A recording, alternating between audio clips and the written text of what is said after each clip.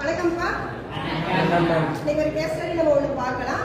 என்ன அப்படின்னா, இப்ப நாங்க ஸ்டூடெண்ட் செமினார் கிளாஸ் அப்படின்னு ஒண்ணு இருக்குது இல்லையா? நம்மளோட பாடத்திட்டத்துல ஒரு பகுதி என்னன்னா ஸ்டூடெண்ட் செமினார் எடுக்கணும். அந்த செமினார் எடுக்கும்போது நம்ம ஒரு டாபிக் தரோம். அந்த டாபிக் ப்ரிப்பேர் பண்ணும்போது நீங்க என்னென்ன மாதிரியான சிக்கல் நீங்க ஃபேஸ் பண்றீங்க, அதுக்கான தீர்வு என்ன அப்படிங்கறத நீங்க சொல்ல போறீங்க. ஓகேவா? ஃபர்ஸ்ட் யார் சொல்றீங்க? நித்யஸ். நம்ம செமினார் எடுக்கணும்னு வச்சுக்கோங்களேன். செமினார் எடுக்கிறதே கஷ்டம் தான் மேம். ஏன்னா வந்து ஸ்கூல்ல இருக்கும்போது நம்ம வந்து செமினார் எடுக்க மாட்டோம். ஸ்டாஃப் வருவாங்க, அவங்க நடத்துவாங்க, அது வச்சுக்கோங்க. ஆனால் காலேஜ் வந்ததுக்கப்புறம் செமினார் எடுக்க சொல்றது ஒரு புதுசாக இருந்துச்சு மேம். அதில் வந்து டீம் ஒரு 5 பேர் டீம் போட்டுருவாங்க. நம்மளே ரெடியாக இருந்தாலுமே அந்த 5 பேர் ரெடியாக இருக்க மாட்டாங்க. அவங்களுக்கு கால் பண்ணி இது சொல்லுங்க அது சொல்லுங்கன்னு சொல்லி அவங்களுக்கு அதை கேட்கணும். அதை அவங்களுக்கு புரிய வைக்கணும்னா முதல்ல அது நமக்கு புரியணும் மேம். அதெல்லாம் புரிஞ்சு அதை அவங்ககிட்ட சொல்லி அதுக்கு ஒரு இது போட்டு நம்ம இங்கே வந்து கிளாஸ் நின்று சொல்லணுன்ற போது நமக்கு ஒரு மாதிரி ஷையாக இருக்கும் மேம். ஏதாவது முன்னாடி சொல்லணும் அப்படின்னும் போது அதுக்கப்புறம் அதையும் தாண்டி சொல்லி அதை வந்து ப்ரெசென்ட் பண்ணி அது நம்ம சொல்கிறவங்களுக்கு புரிஞ்சு அவங்க கற்றுக்கணும். இது எல்லாமே ஒரு பெரிய சிக்கல். இந்த சிக்கலை நீங்கள் எப்படி தீர்ப்பீங்க? முன்னாடி அதாவது இப்போ நம்ம எடுக்க போறோம்னா அதுக்கு 2 நாளுக்கு முன்னாடியே நம்ம அதை என்ன ஏதுன்னு நம்ம ஃபர்ஸ்ட் புரிஞ்சுக்கிட்டு நம்ம டீம்ல இருக்கவங்களுக்கு ஈஸியாக அது அவங்களுக்கு எப்படி வருதோ அந்த மாதிரி சொல்லி கொடுத்துட்டோம்னா வந்து பார்க்கும்போது நம்ம அவங்கள பார்த்து பேச தவிர கீழே பார்த்தோ எப்படியோ சொல்லி அவங்களுக்கு புரிய வச்சுட்டோம்னா கரெக்டா. ஸோ நிறைய சிக்கல் இந்த மாதிரி இல்லை, எல்லாரும் ஒரே மாதிரி யோசிக்கிறது இல்லை. அதுக்கேற்ற மாதிரி நீங்கள் ஒரு முடிவு பண்ணிக்கிறீங்க. சூப்பர். வேறப்பா? நம்ம அடுத்து வந்து ஒரு செமினார் எடுக்கும் போது அந்த வார்த்தைகளை வந்து புரிஞ்சுக்கிறதுக்கு ரொம்ப கஷ்டமா இருக்கும். அந்த டைம்ல வந்து நம்ம என்ன பண்ணோம்னா அந்த வார்த்தையை பத்தி நல்லா தெரிஞ்சுக்கிட்டு என்ன முடிஞ்ச அளவு நம்ம அந்த வார்த்தையை பத்தி என்ன இருக்கு என்ன இல்லை அப்படின்னா என்ன அந்த அர்த்தத்தை புரிஞ்சுட்டு அந்த வார்த்தையை பத்தி தெரிஞ்சுக்கணும் அப்படின்னு. ஸோ நிறைய தெரிஞ்சுக்கணும். அதுக்கு எந்த மாதிரி ப்ரிப்பேர் பண்ணணும்? இப்போ வந்து செமினார் எடுக்கும்போது என்ன ஆகும்னா சில பேருக்கு வந்து சில விஷயம் புரியும், சில இது புரியாது.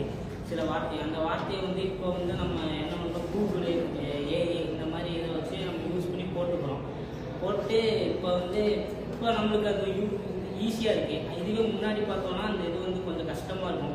ஸ்கூல் படிக்கும்போது தான் அதெல்லாம் நமக்கு எதுவும் தெரியாது, அதெல்லாம் கொஞ்சம் கஷ்டமாக இருக்கும். இப்போ வந்து கூகுள் ஏஐ ஜெமினி அது இதுன்னு இருக்கும். நம்ம வந்து ஈஸியாக ஒரு வார்த்தை புரியலைன்னா அதில் போட்டு நம்ம ஈஸியாக எல்லாம் செமினார் எடுக்கிறதுக்கு ப்ரிப்பேர் பண்ணுறதுக்கு இந்த மாதிரி நிறைய கூகுள்லாம் போய் தேடலாம். சூப்பர். அடுத்ததுக்கும் மேம், செமினார் எடுக்கிறதுன்றது ஒரு பேர்கிட்ட வந்துட்டு கன்வே பண்ணுறது கிடையாது. நம்ம எடுக்கும் போது நம்ம நிறைய பேர்கிட்ட எல்லார்கிட்டையுமே பேசணும். அந்த பேசுறதுக்கான அந்த ஒரு கான்ஃபிடென்ட் வந்து எல்லாருக்கும் வராது மேம். ஸோ பேசுறதுக்கான அந்த ஒரு இது வந்துட்டு ஃபர்ஸ்ட் வரணும். அது வந்து ரொம்ப ஈஸி இல்லை மேம். ஏன்னா எல்லாரும் இருப்பாங்க, எல்லாரும் ஒவ்வொரு கண்ணோட்டத்தில் நம்மளை பார்ப்பாங்க. நானே எடுத்துருக்கும் போது சில பேர் வந்துட்டு அங்கிட்டு பேசுவாங்க, இல்லை என்னை பற்றி ஏதாவது கிண்டல் பண்ணுவாங்க. இது மாதிரி நான் ஃபேஸ் பண்ணியிருக்கேன் மேம். ஸோ இதெல்லாம் இருந்துட்டு எப்படி நான் வந்துட்டு ஓவர் கம் பண்ணணும்னா அவங்க பேசுறது என்னதான் பேசினாலுமே நான் என்ன ப்ரிப்பேர் பண்ணியிருக்கேனோ அதை நான் அவங்கக்கிட்ட கன்வே பண்ணிடணும்.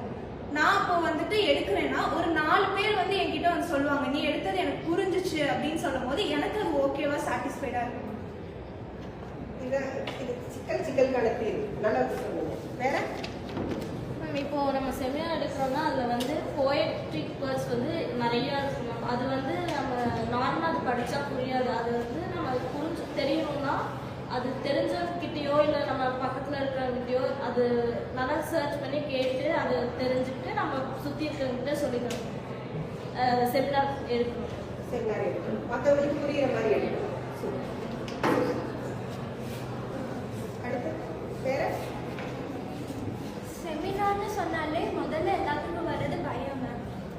பயம் இல்லாமல் நம்ம என்ன ப்ரிப்பேர் பண்ணியிருக்கோமோ அது ஒரு தடவைக்கு பல தடவை நம்மளே சொல்லி பார்த்துட்டா அந்த பயம் வந்து தவிர்க்கலாம் மேம்.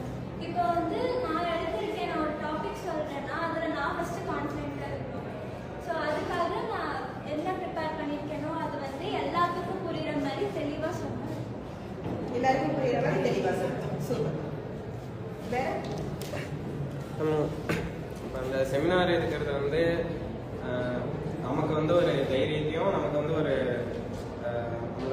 நம்மளே மேம்படுத்திக்கிறதுக்கான ஒரு விஷயம். இப்போ நம்ம எடுக்கிறது வந்து எல்லாத்துக்கும் புரியணும். அதுக்கேற்ற மாதிரி நம்ம வந்து அந்த விஷயத்த கன்வே பண்ணணும். நம்ம அதை பிபிடி கொடுத்து ஃபோட்டோ மூலியமாக கன்வே பண்ணலாம், இல்லை நம்ம சொல்கிறது மூலியமாக கன்வே பண்ணலாம். ஆனால் ஃபோட்டோ மூலியமாக போடுறப்ப அது வந்து இன்னும் ஈஸியாக புரியும். ஏன்னா எப்பயுமே நம்ம ஒரு விஷயம் இப்போ படம் பார்த்தோம்னா அது பார்த்தோன்னே நம்ம சீன் வச்சு 10 விட்டு வெளியே வந்தோடனே 10 தான் பேசுகிறோம், டைலாக் பேசுகிறோம். அந்த மாதிரி அந்த சீனை பார்த்தேன்னா நமக்கு அது ஞாபகம். இப்போ எக்ஸாம்பிள் இருக்கும்போது அந்த ஃபோட்டோ பார்த்தோம், இந்த மாதிரி அந்த சீன் தான் இந்த ஃபோட்டோ வச்சு நம்ம யூஸ் பண்ணி எழுதலாம். அதான் சார்.